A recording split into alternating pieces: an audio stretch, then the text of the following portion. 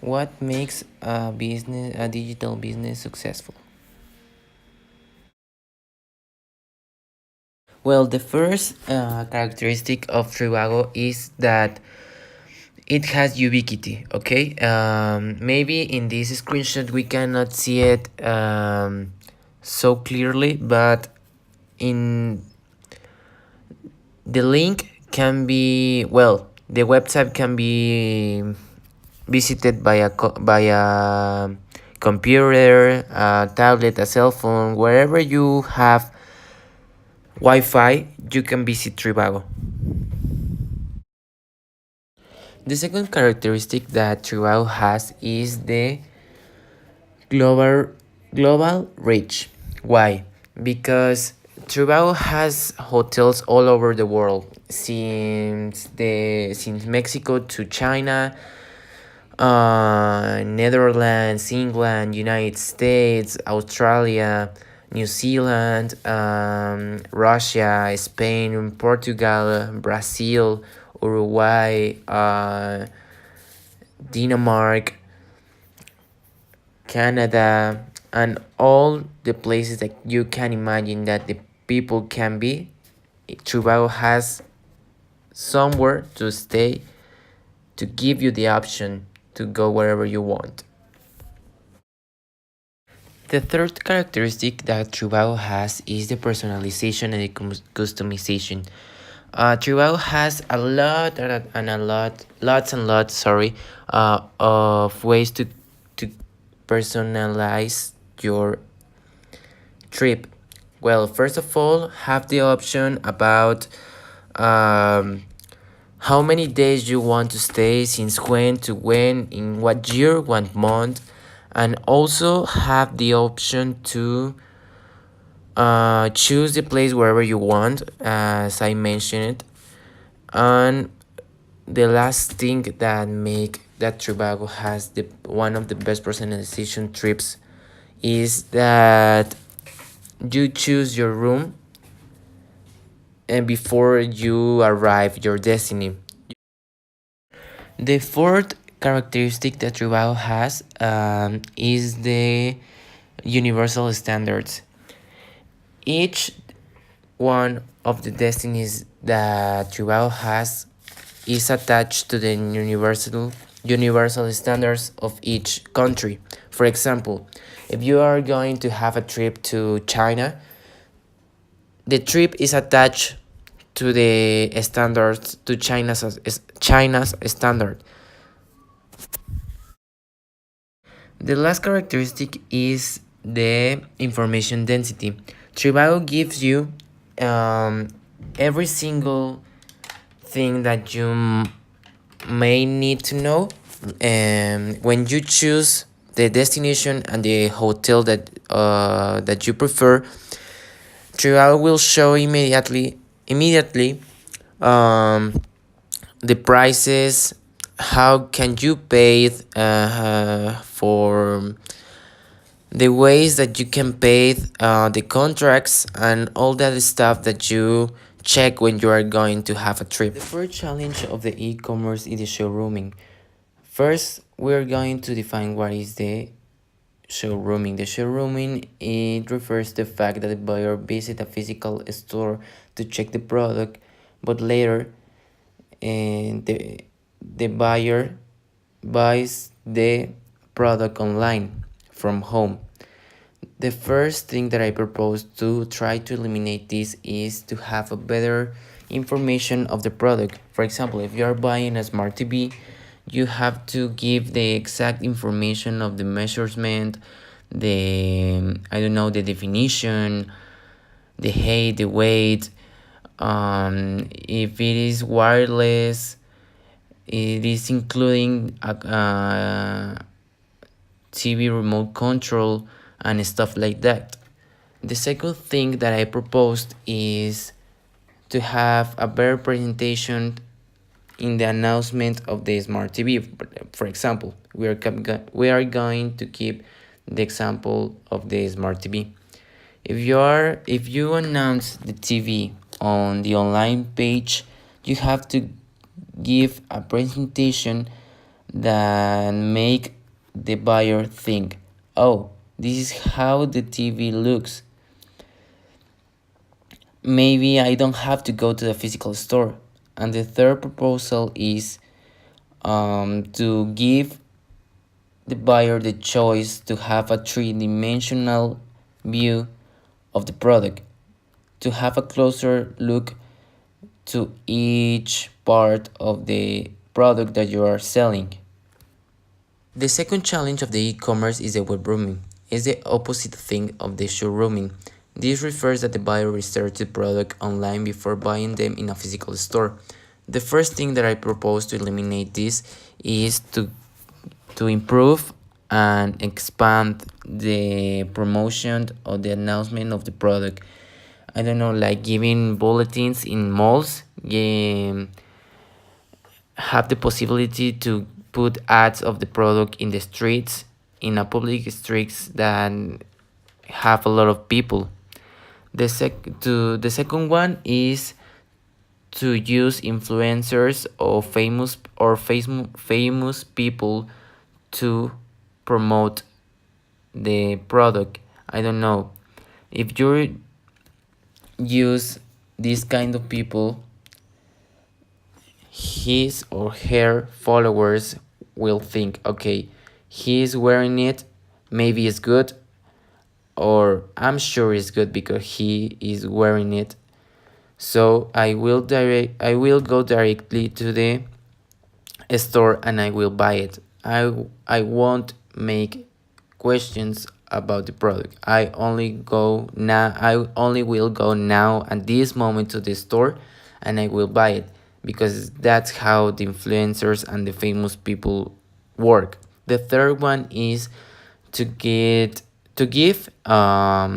closer samples to the buyers. I don't know, if you're selling a new candy, you put in a public space like a mall and give samples to the people to, hey, this is my new product, taste it, and this is the price, this is why it's better to the other candies. And they won't make a research online and they will say, okay, it's good, I will go to buy it now, and I won't search it on internet. Well, the third challenge is about the data protection. The companies have to invest to improve the security and the protection. So that's one of my proposals. The companies that you have, or your company, don't have to stop the invest of the data protections, because that guarantee to the client that his information or her information will be secure. The second one is that when the client or the buyer is giving the information, the personal information, you will give him a contract that will say, like example, this data will only be seen by the people that work in a specific area of selling the products, and anyone else will see it. And the third proposal is, when the buyer is giving the personal information,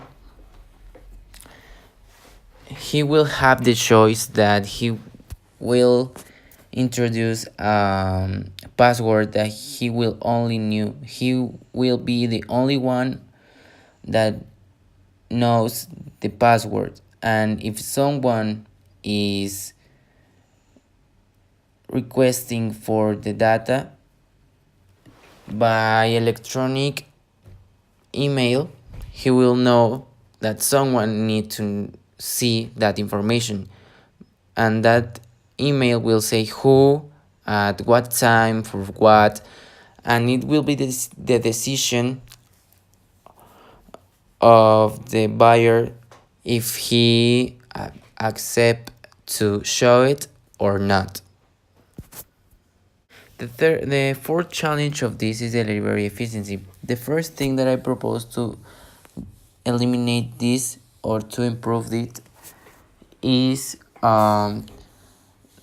that the companies or the land pages or whatever thing that are selling the product work with the best delivery service that it could be paid by that company or whatever.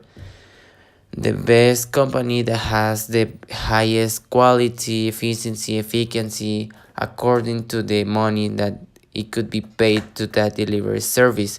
So that will cause more to the client feel more comfortable about the product, that it will be reached the delivery point and it will be the product that he or she asked for. The second thing that it could be proposed is that the buyer or the client can't choose the company or the delivery service of that he prefers. Maybe DHL, FedEx, and all other delivery service. The third one is about to make a contract of delivery. For example, you said in that contract, if your product is not this, or it doesn't reach the delivery point, we will do this and this and this to give you a reward, because you are patient with our delivery service. The fifth challenge of the e-commerce are the refunds. The first solution, or the first thing that I propose to eliminate this, is to work under electronic contract that will explain all the politics of the refunds and how it can be done in the case that the buyer need it. The second one is like pretty much the same, a video explanation with a real example of a real person that need to do a refund of his or her product. This video will explain at what time it can be done, how, where, when, and what are the steps to do the refund. For the third proposal is like a little more general, is to have flexible methods to do the refunds. To have flexible methods to the client to feel comfortable to do the refund at any time that is needed to be done. The challenge number 6 of the e-commerce is the investment in technology. And for this challenge, I don't really have 3 solutions, but I think the main solution that can be used to eliminate this is that think to the companies or the pages that are selling something, that if they don't invest in technology, they don't renovate their platform, they don't make day by day their company or page, they will be soon out of the game. If you don't invest in your improvement, in your development, you won't have enough for being in the game.